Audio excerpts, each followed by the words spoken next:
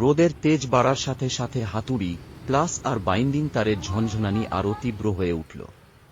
ভাড়া বাঁধার বাঁশের পাটাতনের ওপর দাঁড়িয়ে ঝুলন্ত অবস্থায় কাজ করা চারটিখানি কথা নয়। একটুখানি অসাবধানতা মানেই বড় বিপদ। কিন্তু দলের সবার হাতে যেন একটা অদ্ভুত ছন্দ ছিল। একজন রড টেনে মেপে দিচ্ছে, আরেকজন নিখুঁত দূরত্বে রিং পরাচ্ছে, আর অন্যরা চটতে হাতে তার পেঁচিয়ে টান দিয়ে লক করছে। ঘামে ভেজা পিঠ আর রোদে পোড়া চামড়া জানান দিচ্ছিল পরিশ্রমের মাত্রা। দুপুরের পর যখন রোদের তাপ একটু মরে এল, তখন শুরু হলো আসল পরীক্ষা। বাইরের দিকে ঝুলে থাকা সানশেডের লেভেলও ঠিক রেখে বড় বিমগুলোর সঙ্গে সেগুলোর খাঁচা মেলানো। সুতো ধরে ধরে প্রতিটা ইঞ্চি চেক করা হচ্ছিল, যাতে কোথাও সামান্যতম ঢাল বা বাঁক না থাকে। 1 ইঞ্চি রডের সামান্য ভুলও পুরো ছাদের স্থায়িত্ব নষ্ট করতে পারে।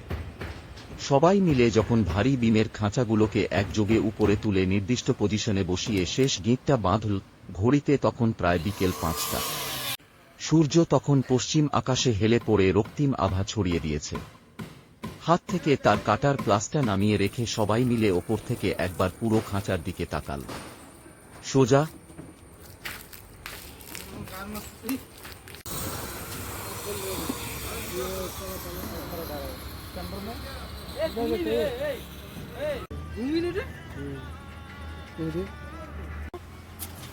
দেখো গাইস, আমরা কাম করি